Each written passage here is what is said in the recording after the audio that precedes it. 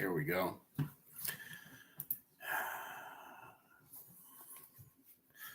Good morning. Today is Sunday, June the 26th, 2022. It's very weird to say that. I guess I get hung up on the date all the time with these seminars, but it is hard to believe that we are almost done the 6th month of the year. I remember when it was New Year's, and that seems like that wasn't that long ago. And frankly, I remember when it was 2020. I don't know how we got to 2022 already. Life is going to be really wild when I have to write 2030 down on a sheet of paper. But this is what time does. It moves on us. It's one of the many things in life that we can place great faith in, can't we? No matter what we do, work hard, sit on our butts, try or not to try, the time is going to go by on us, isn't it? We all get 24 hours a day, and they all go by faster and faster the older we get. It's one of life's universal constants. We have to slow down, be mindful of time, enjoy things, remind ourselves that this too shall pass when something terrible has happened to us, and this too shall pass when something great that is cause for celebration happens to us. Too often we get caught up on that which is happening and its passage, and we forget to either enjoy the good things because they won't be good forever, or not to worry so much about the small things, because no matter how large the problem seems in front of you, it too will eventually have faded into the distance. How great were the challenges that men like Winston Churchill faced in World War II, and yet today, not a worry, right? How many men, women, and children stressed about the Nazi threat, and validly, right? It's something that needed to be fought. And yet today, probably most of us would all gladly travel to Germany with no fear of Nazis, right? This too shall pass. It is one of the truest statements and probably one of the wisest mantras that you can carry around with you. This too shall pass. Again, not just as a reminder that suffering is temporary, though it is, but also as a reminder that so is joy and pleasure, right? And that both the good things and the bad things of life expire. And so we need to make the most of the good and worry as little as possible about the bad. Anyways, this week, I wanted to talk about, or I wanted to focus on, I guess the recession. If I could sum it up in one word, I guess I would say the recession. I try my best to ignore the mainstream media, the CBC, CTV, Fox, CNN, blah, blah, blahs of the world, right? All the three-letter news agencies of the world. I try my best not to pay close attention to them. So I don't actually know if the mainstream media is calling what's been going on for the last few months a recession or not. I prefer to follow investors and economists and people of that nature. I have not seen any economists refer to this as a recession, because they usually stick to the technical definition, which requires 6 months of negative growth or 2 quarters. But I have seen a lot of investors and business people talk about the recession that we're currently sort of in the midst of. I believe Elon Musk the other day said he believes the downturn could last for as long as 18 months. And he's currently in the process of restructuring Tesla a little bit. They're going to be getting rid of 10% of their workforce and basically shedding as much fat as they can. Elon Musk is concerned that in the next 18 months, as we continue to navigate this recession, supply chain issues are going to continue to be one of the primary or driving factors in this recessional period. And certainly for Tesla, this is a major concern because if you're familiar with how their business is structured, they've invested in these gigafactories, which are these massive factory installations to produce cars. And those are probably some of the most advanced manufacturing centers or factories that have ever been built. And they have an expected input and an expected output. And unfortunately, right now, Tesla and Elon Musk and his team are having trouble supplying these factories with the inputs necessary to produce the cars that they would like to. And so there are shortages of batteries, shortages of chips, probably shortages of other automotive parts that aren't as sexy and don't make the news. I certainly know from my industry, which is automotive adjacent, right? We supply the tools that make the cars. So Tesla is actually one of our customers, although not really the Tesla who makes things, just the people who repair stuff here in Toronto. But all the same, you see there is a shortage of parts, tools to make parts, and et cetera, et cetera. And so that goes all the way up and down the chain. And that is a concern, right? Investors like Robert Kiyosaki, who may be, past his prime in terms of his investing savvy at this point. He's in his 80s now, but is still a pretty sharp operator in terms of watching the market. And he has very good people around him to help him discern these things if maybe he's not as sharp as he once was. And I don't mean that in a shadeful way. I'm just trying to talk honestly and openly about, where the person and their health might be at. I'm not sure I'm willing to say that he's not totally fit. Just, he's getting up there in age is all I'm really trying to say. So this week I wanted to talk a lot, or I wanted to focus a lot on the fact that we're in the midst of a recession. Again, if they're not calling it that yet, they will be soon. And I wanted to talk a little bit about how to thrive in a recession. What are the things that, I guess, first of all, what is a recession really? Why is it scary? Why do people fear them? What is the problem with them?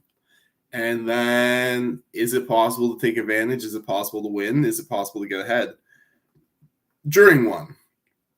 And what does that look like? What does that require? So I guess we'll start with what is the recession, just really simply, right? The recession is 2 quarters of negative economic growth, right? 6 months of the economy going down instead of up. That's what a recession is. That's all that it means. It's a very technical definition, right? Economists will study GDP growth and or overall business productivity using metrics like stock market and commodities indexes and etc. They're looking for positive growth, right? So more business in actual dollar value was done month over month and year over year. That's growth, right? If less business is done in real dollar value, that is contraction, right? A recession is a contractionary period where, for whatever reason, the market is not growing. Now, usually it is demand driven, or at least in a freer market, it should more often be demand driven, but it can also be supply driven. It can be a combination of both, which is usually the most dangerous, and that's often what we call stagflation. Really, any of these situations are negative and are feared because when the economy goes down, there's less money going around. If you imagine a game of musical chairs, if you have a crowd of 20 people playing musical chairs and then 5 people join, so 3 chairs get added, this is economic growth, right? And yet there's still losers because there always are, but there's more opportunities to win, and so people are mostly happy. And if we add another 5 people, so we have 25 people and we've got 23 chairs, and now we add 5 more people, we go up to 30 people, and we add 4 more chairs, now we're at 27 chairs, blah, blah, blah. You understand, right? You see the math. So that's growth, right? Nothing wrong with that. Of course, recession is the exact opposite. We're playing this game of musical chairs, and we're at 30 people with 27 chairs, and now we stay at 30 people, but now there's only 24 chairs, or maybe there's only 21 chairs, or maybe there's 18 chairs. And this is why people don't like recessions, because if you're one of the 12 people who don't get a chair when we go from 27 to 18 chairs, well, then your butt is going to be uncomfortable, right? Sitting on the floor is not that much fun. And, that's a nice metaphor. In real life, not having a job can be horrible, right? You could end up homeless or unable to support your family, or, et cetera, et cetera. And so obviously that's why people don't like recessions. And they make people very, very fearful, generally speaking. They are a mood more than anything else. One of the things that needs to be understood about a recession is not a real thing. You can't point to it. You can't grab it. It doesn't actually exist. It is all about mindset. I want to focus in on that again because I think I talk a lot on these seminars about mindset. I think I indulge myself and talk a lot about mindset, maybe even a little bit too much. I don't know. You tell me. I think that it is fascinating what a recession really is, because a recession is all about mindset. That's what it is. A recession is entirely about mindset. Now, there are some physical, mechanical realities that are involved in a recession, but the thing that makes a recession bad, for the most part, is the mindset, not anything else. And so I'm going to illustrate that on the individual level, on the level of the firm, and on the level of the economy. So all three levels of analysis. So we'll start with the individual. Okay. Recessions are obviously bad. If you're playing musical chairs and you don't get a chair, you have to sit on the floor. So that sucks, right? Now, in this game of musical chairs that we're playing, you do not sit on the floor forever, right? You're not eliminated. You just sit on the floor for a little bit, and then maybe we start adding chairs again, right? That's the nature of a boom-bust economic cycle, right? So, yes, a recession is bad, and if you're the little guy who's working for XYZ company and you lose your job, and maybe it takes a few months for you to get a new one because we're in a recession, that is a crappy setback. That hurts you financially. It hurts your savings goals. It hurts your family planning. It hurts everything, right? There's no part of your life that's not going to be negatively impacted by that situation. But you're an individual. You have choices to make. You have responsibilities. You have options, right? If I can tangent for just a second, I watched the documentary on Friday. This What is a Woman thing. It's that kind of conservative. I hate to label it that because really it doesn't seem very conservative what they're saying. But anyway, kind of conservative documentary about the whole transgender thing and whatever. And, the number one thing I came away with from watching that documentary was how there's a whole cult of people. And I'm picking my words very specifically here. There's a whole cult of people who they've really bought into this idea that they do not have agency in their lives, that they are not the hero of their own story, And so, anyways, going back to my individual here, who's going to lose his job in a recession, that sucks. But I don't believe like the people from my documentary. You are the hero of your story, right? You have the ability to make choices, good choices, bad choices, and otherwise. I'm sure if you're anything like me, you have made some good choices, and you probably remember those fondly. You have made some meh whatever choices. Maybe you're still waiting to see if there's going to be negative or positive consequences from those. And you've made some shit choices. I've definitely made bad choices. Choices that have cost me financially, choices that have cost me personally, choices that are not good choices, because we all do. At the end of the day, the life that you create for yourself is at least in part just going to be a balance of how many good choices did you make in the past versus how many bad choices did you make in the past, right? And how many of those kind of maybe it could have gone either way choices, and it works out positively for you, that you made in the past. That's it. That's life on balance, right? So if I go back to my individual, he's a leaf in this hurricane that we're calling a recession, right? He's just being buffeted around. This is the vision, of course, that would be given to you by the people who don't believe you have any agency. He's just this leaf in a hurricane. He's being blown this way, hither and thither, and there's nothing that he can do. Well, if in the good times, this gentleman had saved 20, 30, 40% of his income, and I know that that's not easy, but we all have a choice. You know what? It's not that easy to exercise, and yet some people have bodies like The Rock, right? It's not that easy to build a business. And yet some people are Jeff Bezos. The good things in life are not easy. But if this man had saved that 20, 30, 40%, maybe he's been working for a decade, right? Let's just say he's been working for a decade and he's been saving 20%, because I save more than 20%. I want to be upfront about that. I save more money than 20% of my income. I've been very blessed that I've been able to do that in some of the years of my life. Not everybody has that opportunity, right? Certainly as I've gotten older and my life has become more a result of my choices rather than just kind of the luck that you get when you're a young adult, I have increased the amount that I save because I see the value of it. But let's just say 20%. I think 20% is actually a pretty damn achievable number, even for people who are in much, much more difficult situations than I'm in financially. It just requires priorities, right? If you save 20%, and you've been working for a decade, right? Recessions come once every 10 years, roughly speaking. And you're saving at a 20% savings rate.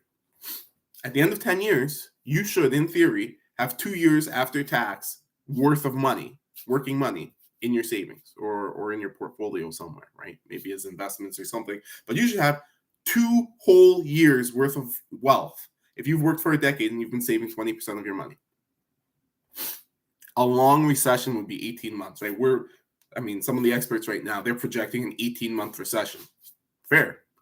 That's a long recession, right? So if in a decade you can accumulate 2 years worth of money to pay for expenses, food, bills, etc., theoretically you could stop working for 2 whole years, not bring in another penny, and that money should theoretically last you as long as you keep to a budget. There's really nothing for you to fear in the recession. Right? So this is the first most basic and most important component. Recessions are psychological. They are primarily a result of people making poor choices. I want you to really take that in because I talk so much about mindset. Recessions happen like clockwork, roughly every 10 years or so. And they're a result of psychology, people making poor decisions. This mindset stuff is incredibly real. It is the link that you have been missing all of your life if you're not where you want to be. Mindset. Your attitude towards the world that you live in and how you're going to take advantage of the opportunities that are in front of you. And the truth is that most of us, for a variety of reasons that I understand and can relate to in some cases, don't do what we need to or are supposed to or what we say we're going to do.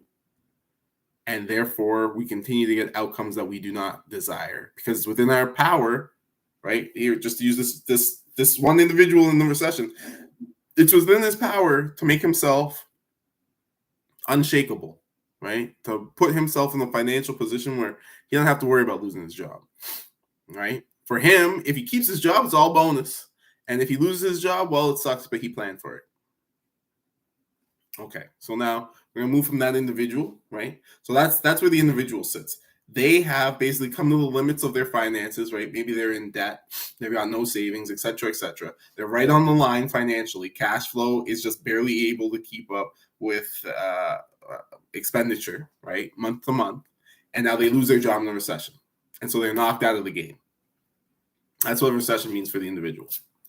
For the firm or the second level of analysis, right? The firm, what is a recession? Same thing as the individual, really. If you're a business, in your budget, you should be saving money. You might be saving money for CapEx, right? You might be saving money for repairs and maintenance. You might be saving money for future investment, which usually is also CapEx, but maybe personnel investment or training or something like that, right? These are really the things that a business saves for. So a business is not like a person. They're maybe not going to save 20%, right? They might only save 10%. They might only save 5%, right? Depends on the business. Some businesses will save more, some less. Very much depends on your business. But let's just do the math again. If a business saves 10%, at the end of a decade, they should have a full year's worth of business expenses, operating expenses on hand, ready in case there's a year, a lean year, as they're called, right, where the business can't operate or it can't operate at the level that it usually does. It's not producing the income or the revenue that it usually would, right? And so we have a recession. Now, this firm that is prepared for the recession is ready to weather out a year-long recession, right? They're going to survive most recessions, right? Most recessions don't last a year. Now, again, 18 months, that's a whopping recession. And if the predictions are correct, and there's a lot of reasons to believe that they will be, because we've just been so irresponsible with the economy as a society, then that's going to hurt even business owners and individuals who have been relatively responsible, right? Because in the world of responsibility, when I say you should be saving 20% or more, right? You're responsible. To me, you don't even start being responsible until you're saving a quarter of your income, 25%. That's the beginning of responsible, right? Ideally, you want to be saving 50% or more. Why are you working to give your money away to people? You should be working to keep that money for yourself. And I don't mean that in some greedy, Scrooge McDuckian sense. I mean, you need to age your dollars. When you receive a dollar bill, and we don't really work cash that much anymore, so this concept is a little harder to lock down with digital money. But nonetheless, if you receive a dollar bill, does it sit in your wallet for a day, a week, a month, a year? How long is that bill with you until you have to give it back to somebody? Right? Because all money flows, so it only comes in and it goes out. I mean, you can put it in the dams or lakes if you want, right? Savings accounts, that sort of thing. And maybe it won't flow because you don't spend money out of that particular account. But if we just pretend, in the restaurant industry, we have this term FIFO, first in, first out, right? The product that comes in, if I get bacon on Sunday and I get more bacon on Wednesday, I want to use the Sunday bacon before I use the Wednesday bacon because it's older, right? First in, first out. So if we just imagine your money works the same way, how much are you aging your funds, right? The more you're aging your funds, that is, the longer the money stays with you before it has to leave again, the more work it can do while it's with you, right? The more work it can do while it's with you. And so the goal ultimately is to have so much money that this whole year is already paid for, right? And then to have so much money that maybe the next decade is already paid for, right? And et cetera, and et cetera, and et cetera. And to just lengthen out your time horizon. Now, this is hard to do because we're on a hedonic treadmill, right? As our life improves, we get used to the improvements and we want to improve more, right? You get a nice car, you want a nicer car. You get a nice house, you want a nicer house. You got decent clothes, now you want to have good clothes. You got good clothes, you want to have great clothes. You have great clothes, you want to have designer clothes, et cetera, et cetera, et cetera, right? Yeah, you know what? Maybe it was good, you were going out to parties in college, whatever, bottle of vodka and a can of Coke. And now you're going to parties where you're spending $40 for a cocktail, right? The hedonic treadmill. Things are improving, but also they're kind of just staying the same. But this is the nature of life, right? We're all kind of fighting against that. But you want to be aging this money as much as you can. So to go back to my firm now, this firm is in the recession. Even if they've been responsible in this case, right? And for a firm, I don't think it's got to be 25% to be responsible, And I would say most people who are saving 15 or 20, in a lot of cases, even 10%, are being pretty damn responsible. Like, that's pretty good because at least if the statistics are to be believed, and I always have a difficult time trusting the statistics because I think the talking heads are often mistaken in how they present information. Let's phrase it like that. I think they like to use statistics in a way that is misleading, and so maybe this statistic is misleading as well.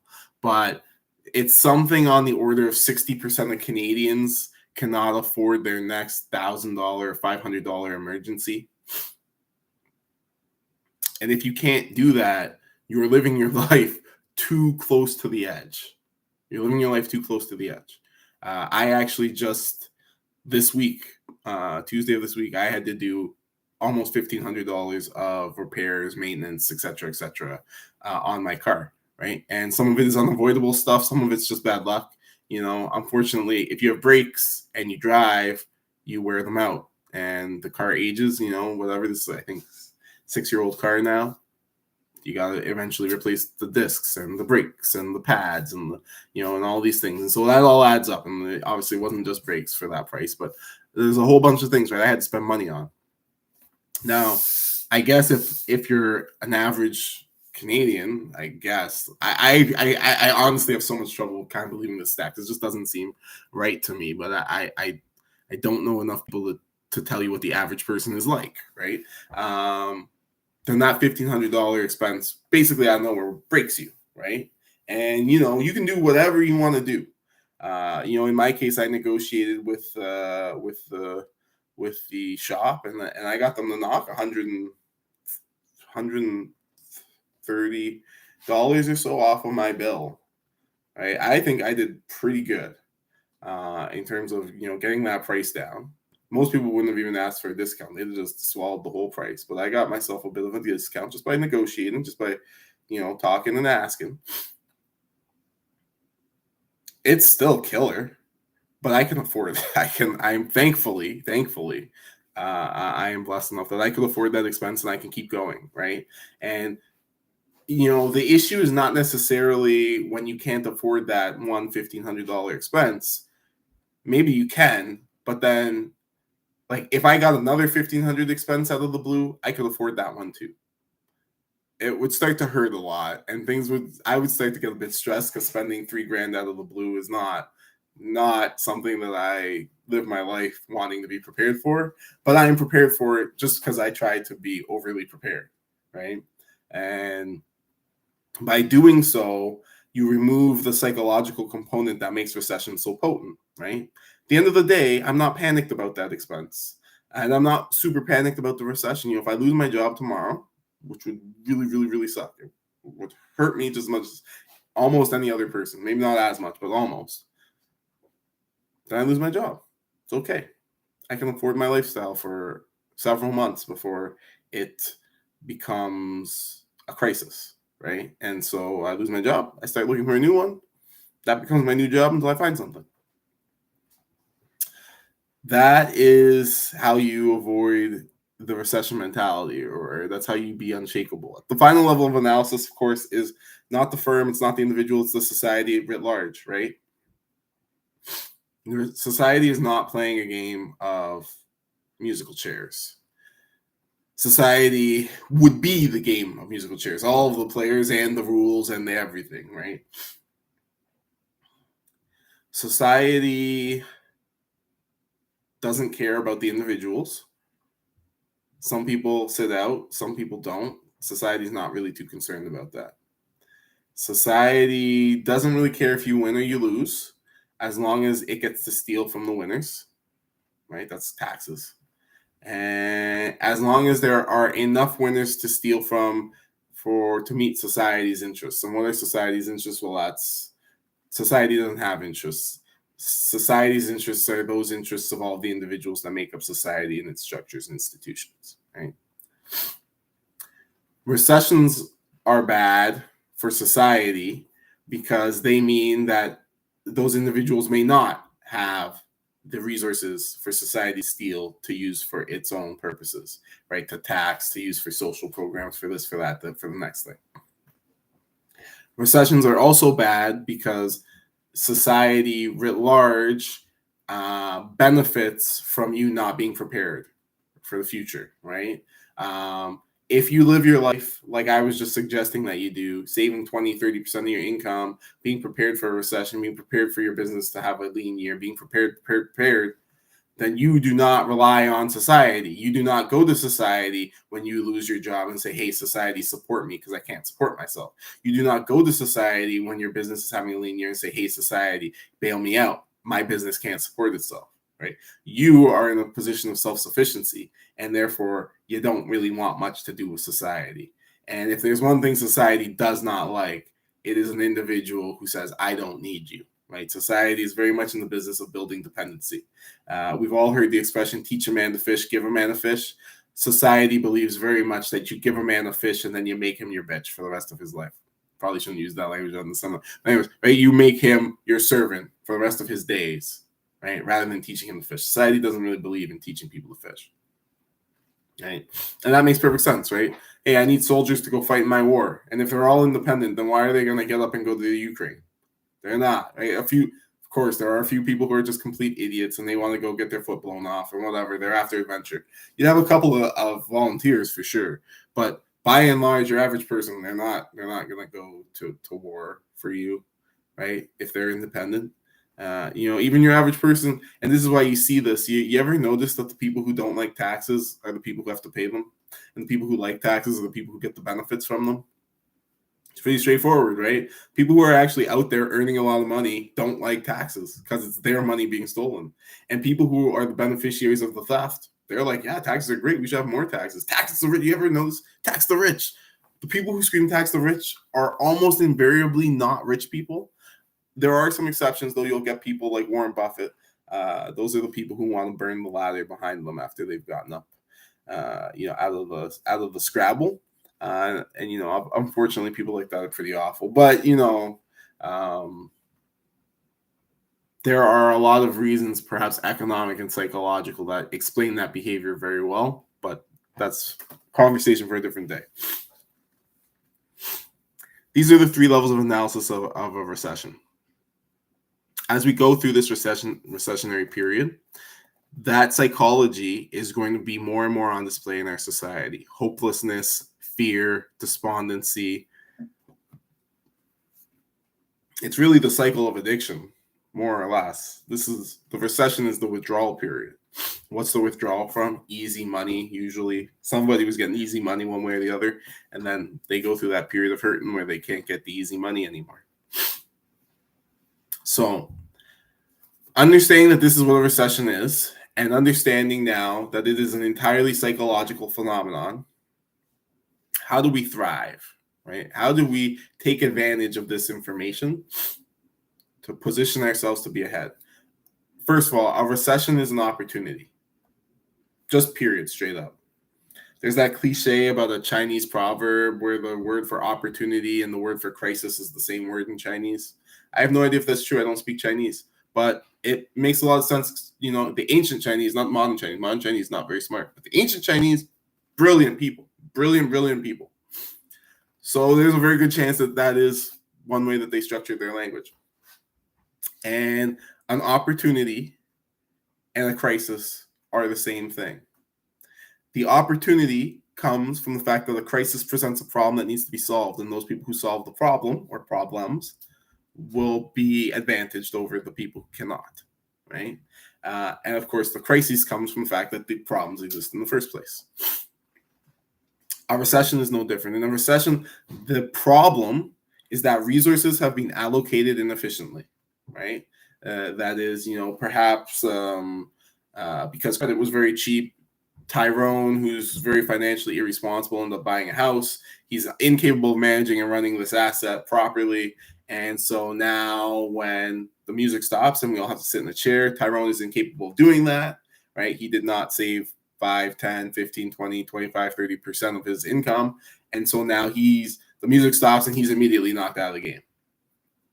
Somebody needs to do something about that, because now this misallocated resources, right? He now needs to sell his property, possibly at a loss, but he needs to get out from under it, whether he loses money or not, because he has creditors that he owes money to. They need to be made whole, or as whole as possible, right? We need to fix the situation. So you or whomever steps into that situation, now they've got a problem that they can solve. That is, Tyrone needs to sell this house probably ASAP, right? And you're going to buy it from him and help get him out of that jam. You're taking on a headache because now you're buying a house in the middle of a recession that maybe needs work and all these different things that might not be that easy to procure right away. But in exchange for taking on that headache, if you manage to solve the problems, you're going to get the value and the appreciation in that house, right? So a recession presents us with opportunities, right? And the number one thing that we need to remember if we're going to take advantage of those opportunities in a recession is that we need to remain goal-oriented. Now, I think there's a lot of different forms of goal orientation, and there's a lot of different ways to think about and visualize goals and goal setting. And I don't really want to talk about that too much, other than to say, when I say goal-oriented, what I mean is that your goals, and here I'm saying goals, not dreams, goals, right? Goals are specific and actionable, right? Your goals need to be your true north, right? You should know your goals backwards and forwards. You should think about them, if not daily, then weekly, right? And you should understand, okay, most of your actions, are they leading me closer to my goal or further away from my goal? Closer to my goal or further away from my goal? Closer to my goal or further away from my goal, right? And in that way, you make life much simpler, because instead of being about 10,000 different things that are unrelated, everything comes up against 1 or 2 meter sticks. Does this move me closer or further away from my goal? And maybe you've got a couple of goals. Does this move me closer or further away than goal A, goal B, goal C? And you may have different priorities. But at the end of the day, right, am I getting closer or further away from my goal? It doesn't matter what the economy is doing or how much people are panicking. If you continue to ask yourself the same question about the same goal before and after the economy goes into the tank, right? It doesn't matter. So this is the number one thing that we need to be focused on, is what are our goals, and keep those above all of the noise and all of the screaming and the panicking and the reeing of the world, right? So to that point, you need to visualize, you need to strategize, right? Visualize what you're trying to accomplish, strategize, ideally work backwards, break it down step by step, what you need to do to get to where you're going. And then again, reiterate that with yourself over and over. Keep it at the forefront of your mind, right? Life is always going to try to tear you away from your goal, right? Your mother wants something, your brother wants something, your sister wants something, your boss wants something, your partner wants something, right? Your cat wants something. Everybody wants your attention focused on them and their BS, whatever it is, right? I'm here. I want you focused on this seminar. You're going to get off. Maybe it's Sunday. You'll talk to mom or dad or whomever, and they're going to tell you about whatever is going on in their life. They're going to want you focused on that. Maybe you've got a partner, right? My wife is going to want to talk to me about X, Y, and Z. She's going to want my time and attention. This is life. Maybe you've got kids. Kids are going to want your time and attention, right? We've got Armando here. I know he's got little baby Avon. Avon would take 99% of Armando's time from him if he'll allow it, right? That's life. So you have to, and it's your job as a father, as an adult, as a person, as an individual, to guard your time and make sure that you're devoting the right amount of it to the goals, the tasks, the activities that are important to you, right? And this is one of those things, is that in life, everybody acts as if it's hard to get the things that we want, but then they put all their focus and attentions into the things that they've got. And then they complain that they've got those things and that they don't have the other things that they desire, but they only put the time and effort into the things that they've got. Great example is all the people who go to work 40, 50 hours a week, maybe more in some cases. They work their butt off for their job, and then they get home, they're too tired to work towards anything else. And then month after month, year after year goes by, and they're sitting there complaining about their job. It's like, well, yeah, I mean, your job's not going to go anywhere if you don't put time and effort into creating an alternative. That can't happen. That's not how life works, right? So we got to visualize, we got to strategize, we got to remain goal-oriented, right?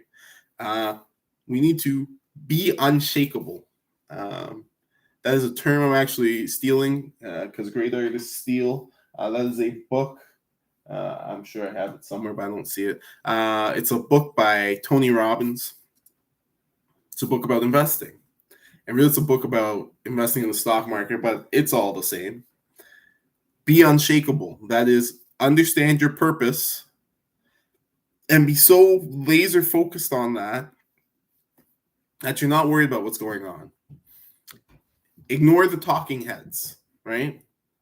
If you go, I don't know, listen to Business News Network or CNN or whatever, Yahoo Finance or whatever, it doesn't even matter, right? The Motley Fool, whatever.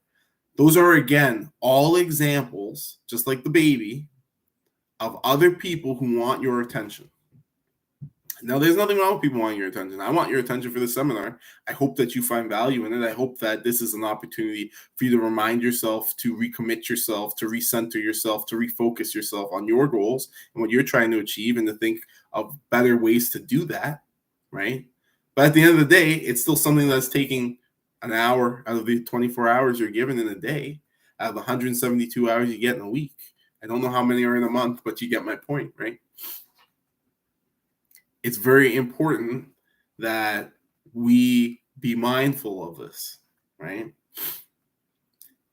Talking heads want your time, and they're the worst kind of time thieves, because unlike the baby who wants your time because they require it, unlike somebody like me who wants your time because he hopes to offer you some value or some improvement in your life, the talking head, one could argue that they also hope to offer value and improvement to your life. Well, one could argue that for sure. They're making a product, and that's kind of the motivation behind most products. But I would argue that they're much less interested in that, because the product that they're making is you. You're the product. They're trying to sell you to an advertiser. That's the product that they make.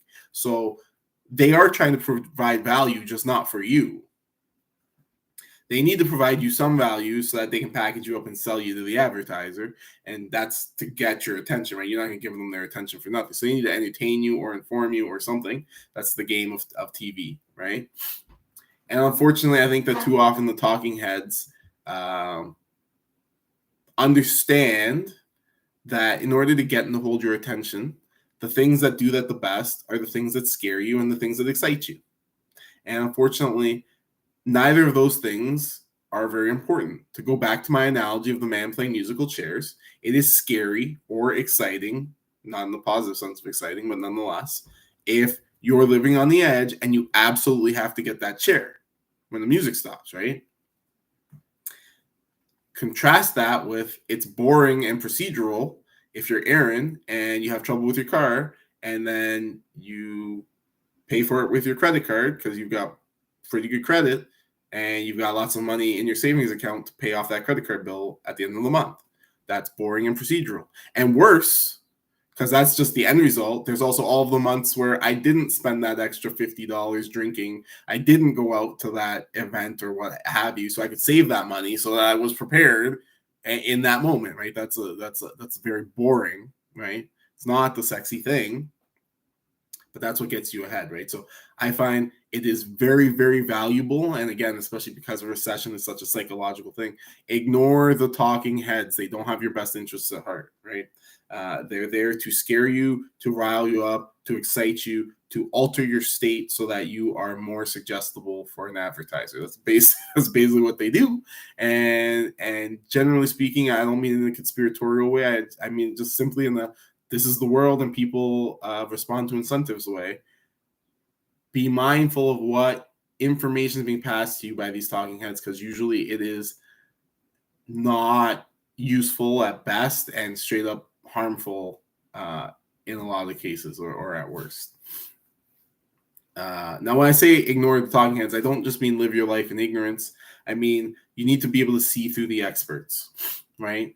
Obviously, there's a reason the word expert exists. The world is too large and too complicated a place for you to understand it all.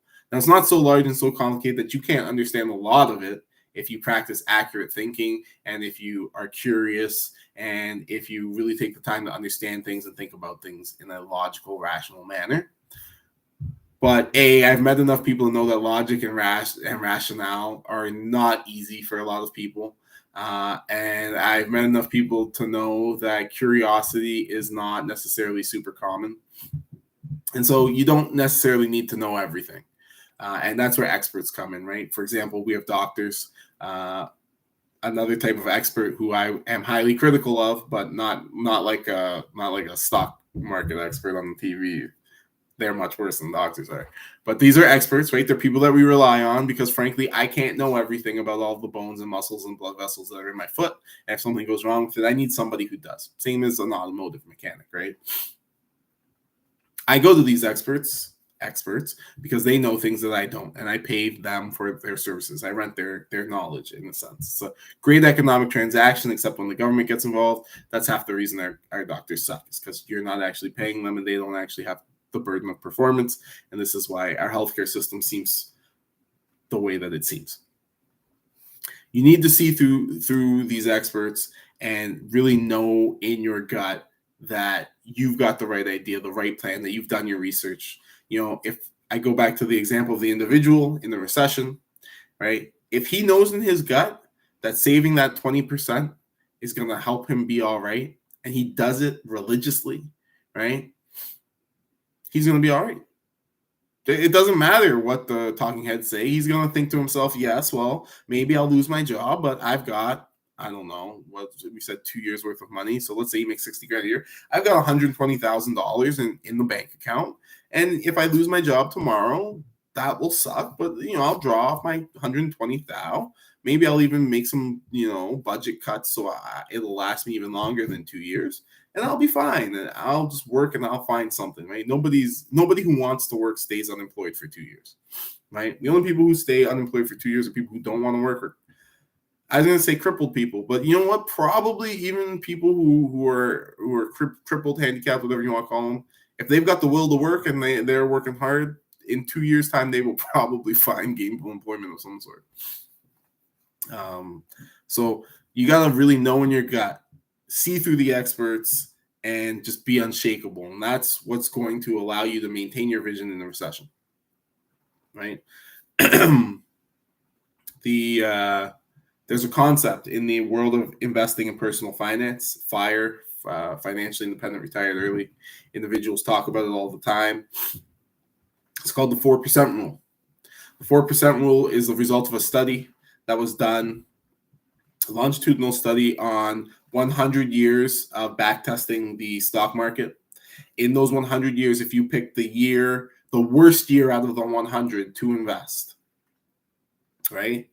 How would your portfolio perform? What would be the maximum drawdown that you could take from your total portfolio holdings from the date of retirement until you're deceased, right? So this study's been done over and over and over again at different time periods, backtesting different chunks of the stock market.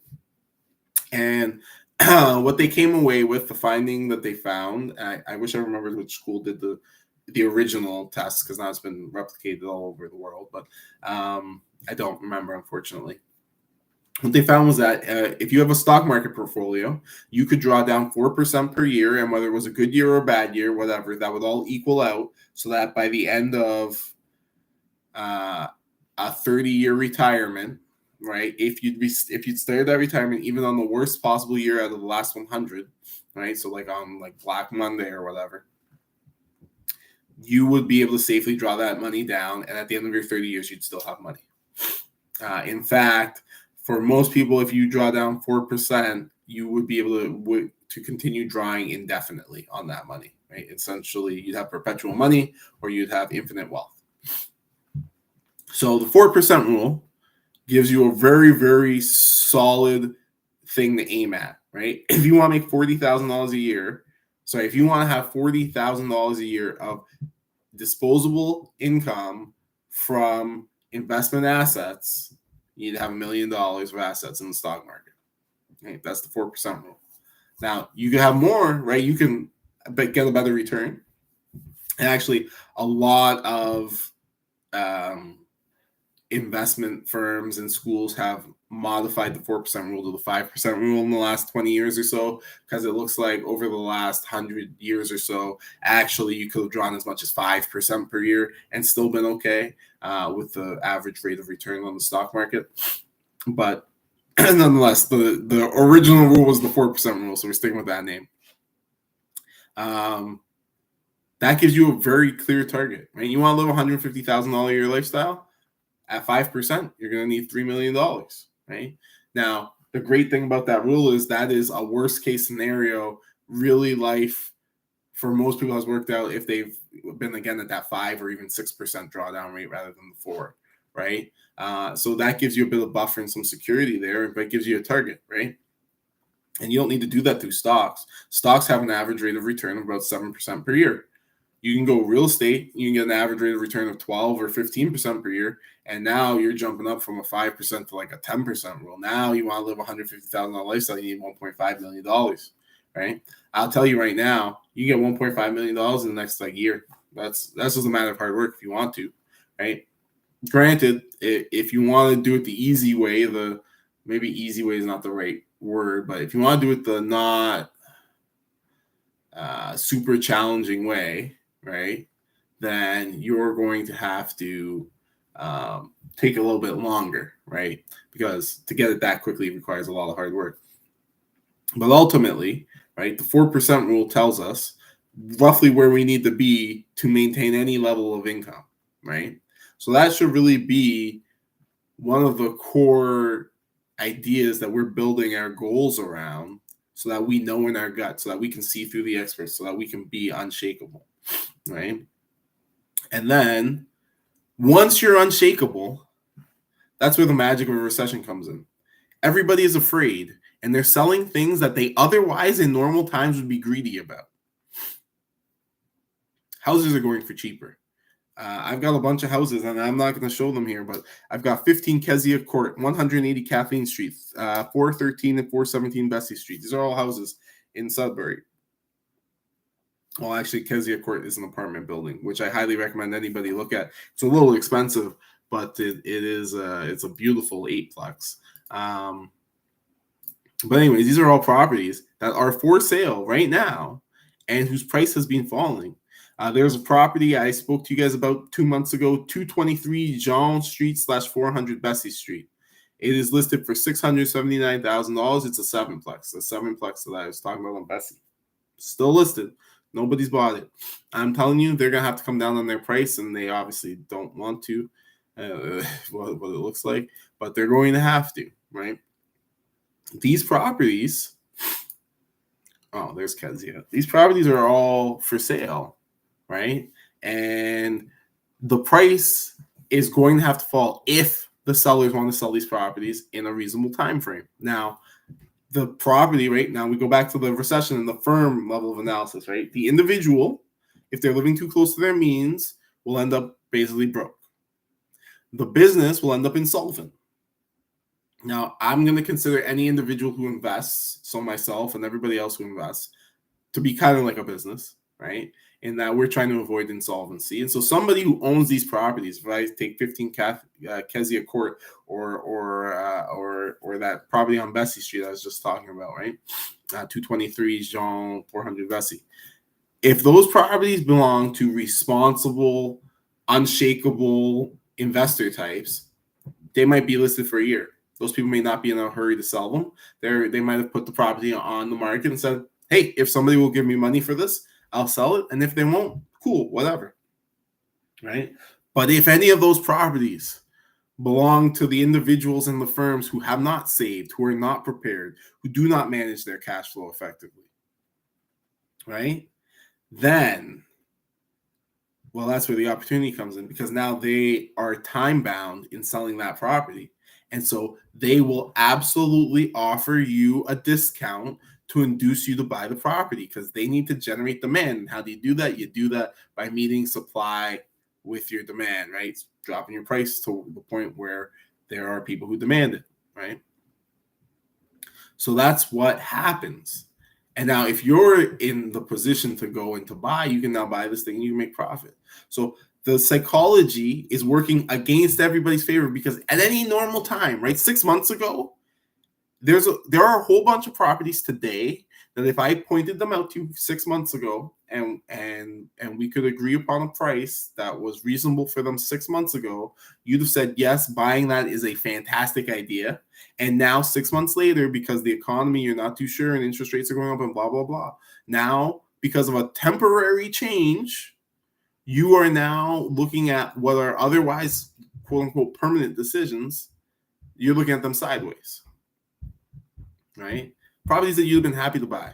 I'm going to tell you right now, I've got a property here I analyzed 2 years ago. I think that's right. I don't actually have, do I have the date? Yeah, I do have the date. 2 years ago, actually, almost to the month. 381 Bessie Street. I remember talking to some of my team about investing in this property. I remember really wanting to buy it, but also not having any money and not really knowing how we would make it work. Kind of glad that we didn't, just because I know what happened for us. Cash became a bit of a squeeze, and you don't want to put yourself too close to the edge, as we've already talked about. Nonetheless, 381 Bessie Street. It's a triplex in Sudbury. It was for $215,000.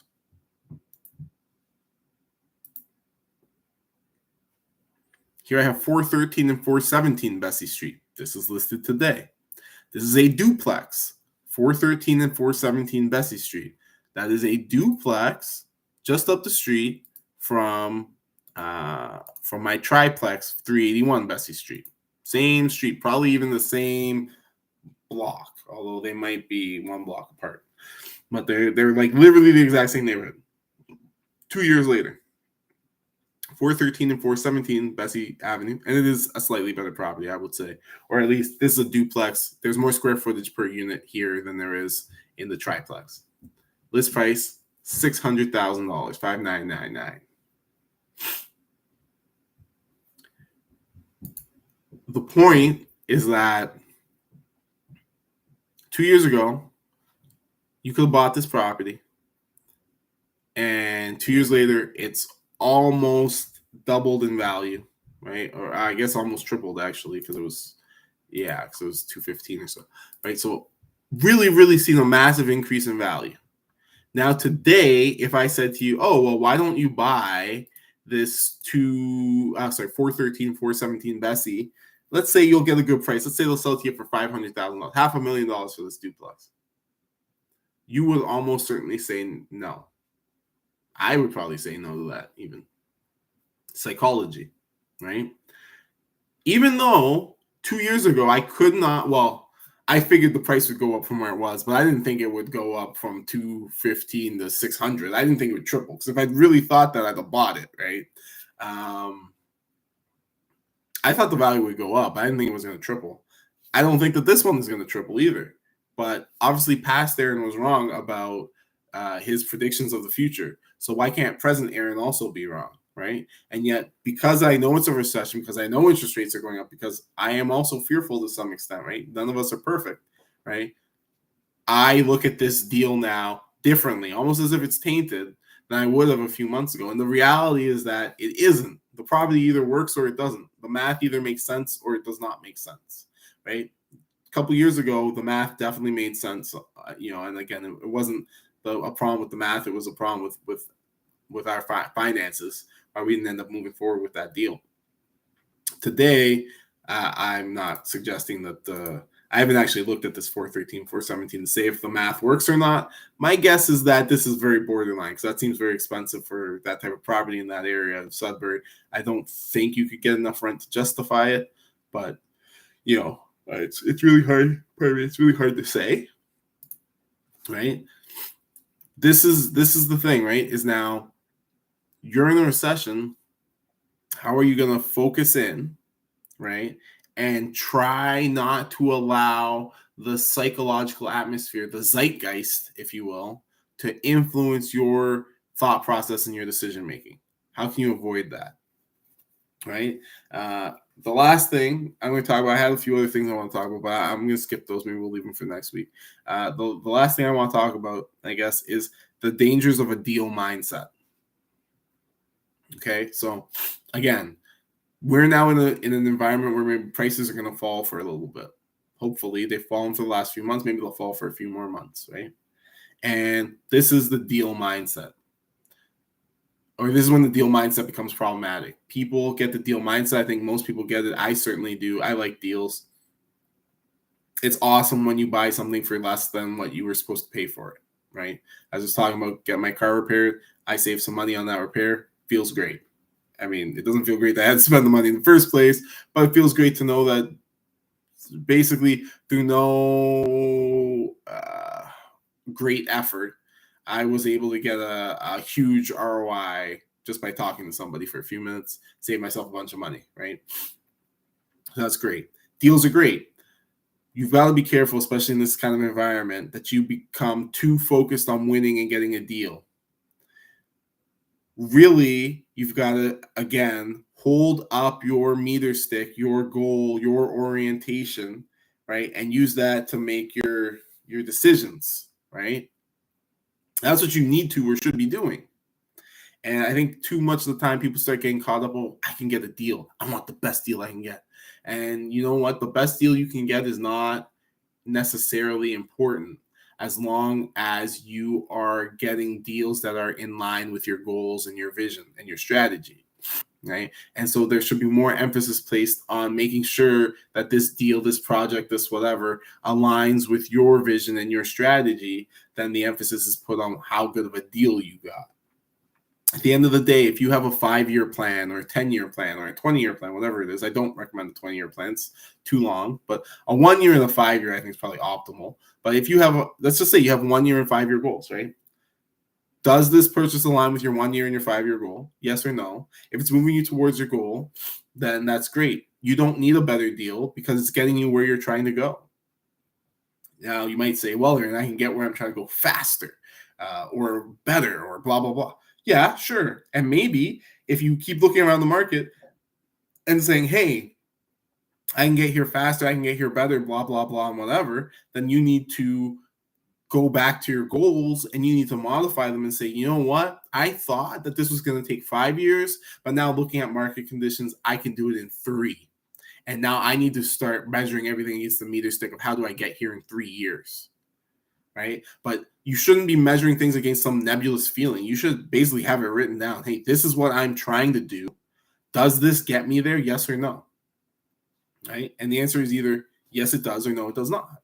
And then that's how you make the decision. I mean, at the end of the day, so much of life is, and investing is art. It's not science. Science is this word that we like to use, and it's a pretty meaningless word because when people imagine science a lot of the time, they're imagining a thing that doesn't exist, right? Science is more art than it is science. The actual science, right? When you go to do a study, an experiment, or whatever, the most important thing that you are going to do in that experimenting, that studying, that whatever, is ask the question. And there's no science to question asking. It's an art. How do you decide what's the right question to ask, right? Once you know what your question is, then you apply the scientific method to it. And then it's very formulaic and there's a procedure. And it's all very simple after that point, right? It's all just following the steps. But the art is, what is the question I want to ask? And there is no formula for that, right? And it's the same thing in investing, right? It's the same thing in most things in life, really, right? It's like, really, to use it, just to stick with investing. Investing is easy. I'll tell you that right now. Investing is easy. And anybody who's a good investor, I'm an okay investor. I hope in a few years I'll be the kind of person you point to and say he's a good investor, right? But to the people who are good and then the great investors, most of them will tell you investing is easy. What is hard is making the decisions. And when I say that, I mean in exactly the same way that when you're a scientist, hey, doing the study is easy. Whatever, I don't know, putting some bacteria on some petri dishes and then killing the weak ones or whatever for months on end. Easy peasy, simple stuff. The hard thing is deciding what question are we asking and what are we going to try to answer. Once you have that question, the procedure the procedure is what it is. It's the same thing with the investments. What are you trying to accomplish? Once you know what you're trying to accomplish, then it's just a matter of coloring within the lines, right? Just figuring out what's the formula to get you there. I just told you, what do you want? You want $150,000 a year? All right, let's use that 5% rule, whatever. 5% rule tells us you're going to get 5% return on your total assets. You want $150,000 a year, you need $3 million. You've got a target now. Okay, how do you get $3 million? I don't know, become a rock star, win the lottery, bet on Champions League. You know, there's 1,000 different ways to do it. And you can start to dig down into that a little deeper, right? Let's just say, well, I'm going to do it with real estate. Okay, well, I'm going to do it by burring houses. Well, okay, sure. I'm going to target houses that cost me about $150,000 to enter. I'm hoping to pull out about $300,000 from them, about approximately double my money. Okay, cool. $150,000 down means that I can afford whatever 150 times 5 is. So I can afford 700 and something, $800,000 property.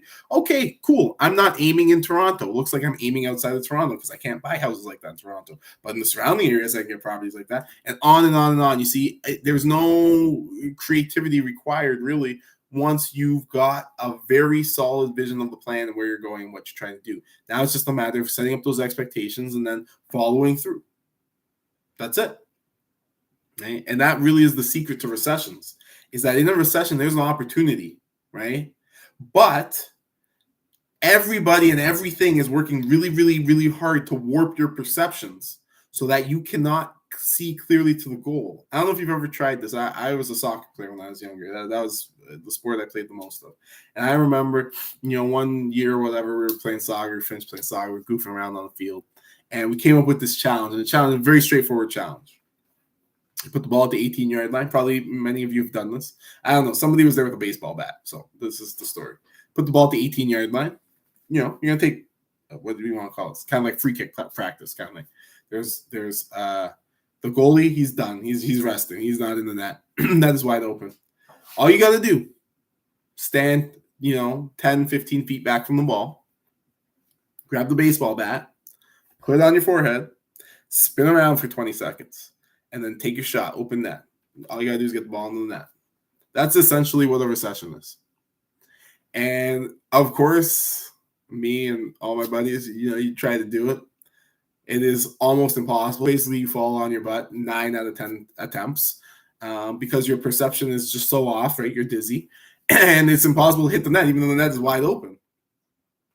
The key with a recession, just like the key with that task, is, and I never figure out how to do this with task. I don't know if it's possible to do that with that task, but it is possible to do it with a recession, is to remain oriented on your goal, on your target. And if you can do that, it's very straightforward to kick a ball into an open net, right? And in exactly the same way, right, if you do that in a recession, it's very easy to continue to see the things that you were looking for before the recession and to continue building value and working your plan, your goal, right? That's the danger of a recession, is that it throws off your goals and your plans because it's a raging house fire, at the end of your block. It's like, really and truly, if the house at the end of your block catches on fire, it's none of your business. It's none of your business. It doesn't matter, right? That house is 10 houses down the way, whatever. The fire's not going to come to your house. Maybe your house is going to smell a little bit, whatever, like if you go outside, whatever. But basically, this is none of your concern. And yet, every single one of us is basically instinctual. It's going to come out of our house and go watch our neighbor's home burn down. I don't know what it is. It's empathy. It's solidarity. We want to be there as a witness to this awful thing that's happened to somebody who we know tangentially, or maybe not at all, but we feel a connection to because they live where we do. Couldn't tell you what it is exactly. It's exactly the same reason why people slow down to look at car accidents on the highway. It's the same reason you can't look away from a train crash, right? We're highly distractible and we focus and fixate on the negative things. It's just human psychology. And you can't beat that. Like, I'm not sitting here telling you, well, don't feel these negative things. I don't believe that that's possible, right? I'm just going to step out on a philosophical limb here, but I'm not a big fan of this whole free will thing in the sense of, oh, you just do it. I don't believe in that. I think you set yourself up for success. One of the reasons I'm able to save so much money is because I don't spend my time around people who like to spend their money. It's very straightforward. I know people like that. I know people who, if I wanted to, I could be out all the time. I could have a much more fun life than the one that I live, and I could spend a lot more money with my fun friends who like to go do fun stuff. I don't want to hang out with those people because I know that it does not align with my goals, right? In exactly the same way, I know people, they spend lots of money on their cars. I don't spend a lot of money on my car. I was just telling you about how I lamented spending the money I did on my car. I spend very little money on my car, and I look for ways to spend less money on my car. They're priorities. I think you set yourself up for success. Hollywood celebrities, they're always cheating on each other, right? Hollywood marriages, they never last. Why do they never last? I have a very simple theory on this. Because I really don't believe that people, male or female, are very good. I don't believe that if you leave a woman alone, that she won't cheat on you. I think most women probably will. I think most men will probably cheat on their partners too. I think the reason that people don't is a combination of a lack of opportunity and engineering their life in such a way as to avoid opportunity, right? You don't need to stay late and have drinks with your attractive female coworker. And if you do, you're probably being an idiot who's maybe making bad choices for your marriage or long-term relationships, right? I think it's pretty straightforward. I think that's why people in Hollywood have such a hard time. It's really hard when you're that famous to avoid temptation because it's freaking everywhere. There's people who are willing to sleep with you all the time, right? If you're an average person, especially if you're an average man, it's much, much easier to avoid that level of temptation, right? You just don't tell people who you are. Don't be too charming, and they're not going to try to sleep with you. problem solved, right? But I think that this is the truth of life, right? Is that we do not have this, TV shows and Dragon Ball Z and that kind of thing. They like to sell you on this like monk like stoicness that you just decide and therefore you do. And I think that there's some truth to that. That discipline is very valuable, but I think that if you put too much emphasis on that, then you're completely ignoring the value of structure, the value of routine, the value of habit, the fact that by and large, people, all of us, take the path of least resistance. And so build your life so that the path of least resistance flows in the direction you want to go, right? It is less resistance to save the money, right? Only if you build your life to be that way. One of the tricks I use is, and frankly, I love this feature. I wish more banks had it. One of the banks that I bank with is Tangerine, the sponsors of the Toronto Raptors and stuff, the online bank. Tangerine, fantastic. Might be the best bank I've ever banked with. They suck at everything, right? The customer service is pretty poor. Calling them on the phone sucks. All that stuff is terrible. But it's all made up for by this one feature. You go on their online banking, and they have something called money rules. And so I have a money rule set up. When my paycheck goes into my bank account, automatically, I don't have to do anything. It takes 25% off the top, throws it into a savings account. I never see that money in a checkings account. It looks like I didn't even get it, unless if I look at my pay stubs, right? Then, on that very same account that they now took the paycheck into, whenever that account gets above $2,500, anything above the $2,500 automatically gets thrown into savings account. So I have a 1-2 wham bam, saving money automatically, and then saving excess money automatically. Take that money right out of my visual. Why? Because I want an Xbox and a 4K TV and a this and a that, just like everybody else. And if I could, I'd go buy a flash car right now. Well, I can, but I don't, because then I wouldn't be able to do the other things I want to do, right?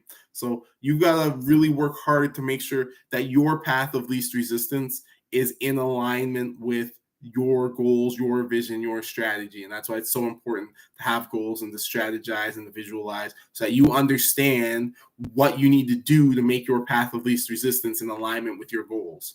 And if you do that, most things will happen for you, right? I'm going to finish off here, but I'm going to use LeBron James as an example. LeBron James obviously is LeBron James. And a few years ago, he came to Toronto, and a friend of a friend ended up being his personal or executive chef during his stay. Said he didn't really care much for LeBron James. Cool, whatever. He's not there to make friends. He's there to do what he does. But one of the interesting things that LeBron James does is he has this executive chefs wherever he goes, and they feed him. He does not leave the choice of how to nourish the machine that he calls a body up to the whims of the moment, because he might go buy some Chick-fil-A, some McDonald's, some In-N-Out Burger, whatever it is, right? Five Guys, whatever is popular, some Osmos if he's here in Toronto, right? He can't take that risk.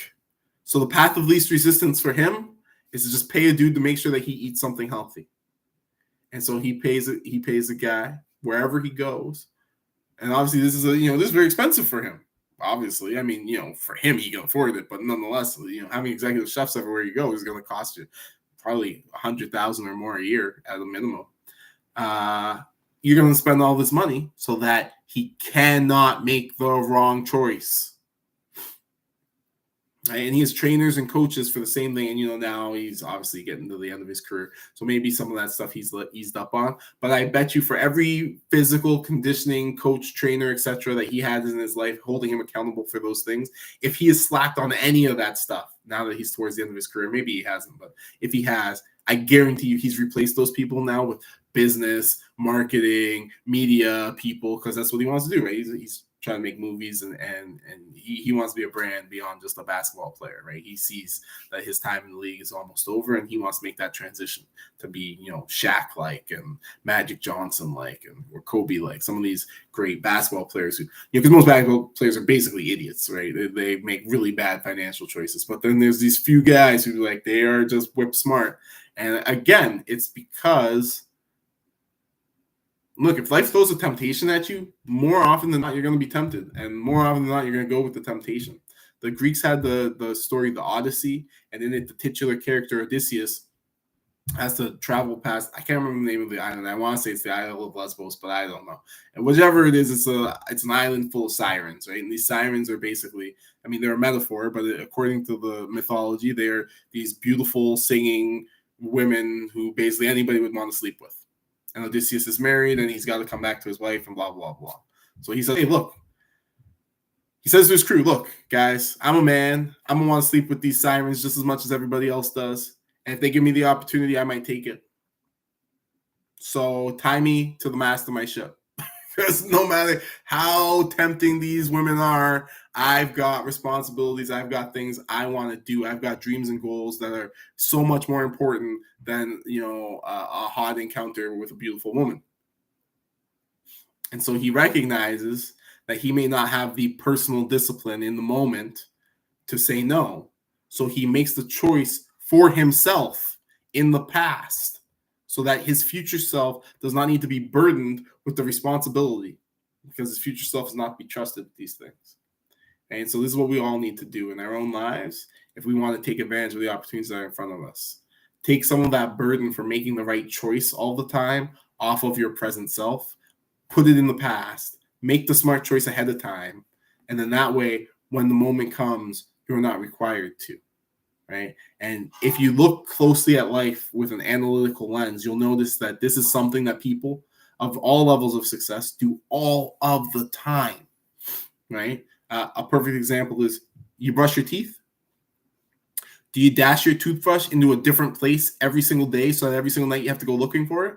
Or do you put it back in the exact same spot you found it day in and day out so that it is easy for you when you come home, it's tired, whatever, the end of the day, you know exactly where to find your toothbrush and brush your teeth, right? Same with your clothes.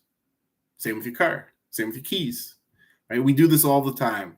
We try to reduce the level of resistance in our lives to make things easy, the good things easy, right? Maybe some people, they keep a pair of running shoes in their car so they can stop at the gym, or so that when they get off work, they can go for a run, or they can hop on their bike, whatever it is, right?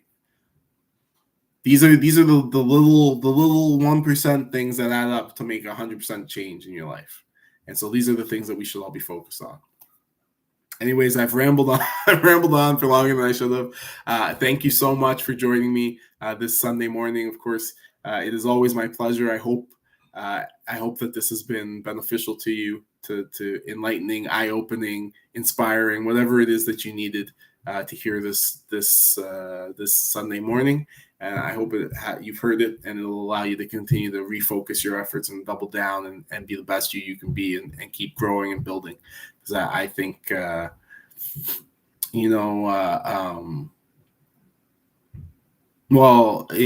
Kevin Samuels passed away, I guess a month or 3 months ago now. And I'm not a big person on the racial stuff or whatever. I don't really care what color you are. I don't think it matters. I think people make it matter, but I don't think it needs to matter. And Kevin Samuels likes to talk about the Black community and how Black people need to stick together and act as a community, and particularly that the men need to stop focusing on childish things and work on building and growing their community and developing communal strength. I agree with him that men in general, not just Black men, all men, need to focus on building each other up in their community.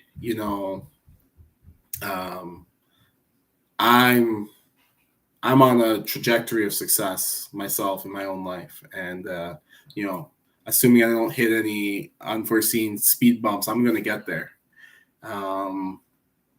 But what's the benefit of being successful if everybody else is living in squalor, right? Like, you can't, on some level, like, you can't just avoid the community. You succeed, but then what am I going to do? Build a gate around my house because everybody else wants to steal from me because they're not doing well, right? We need to build everybody up. You can't live in a society. I mean, to some extent you can, but there are limits to the kind of society you can live in where the prosperity is not shared, right? And so we all need to focus a little bit on how to share prosperity with others, right? Whether that's through charitable acts, whether that's through teaching, whether that's through giving back your time. But most importantly, just by being that unshakable individual who is not a leaf in a hurricane, but who's a rock in a rainstorm. You know, that's what we can all give to the world. And if each man just did that, wow, would we live in a much, much better world. So I hope that you take that and you do with it what you will. If you're a woman hearing this, don't mistake me saying that men need to do that to mean that women shouldn't. Women absolutely. I mean, really, the statement holds for all people, right? I just think men are judged more on their ability to earn and to provide than women are. So it's a call that is more important for men to hear than for women to hear. But we all should be responsible, and we should all take care of ourselves and our business. Anyways, again, thank you. Have a wonderful weekend, and I will hopefully see you again next week.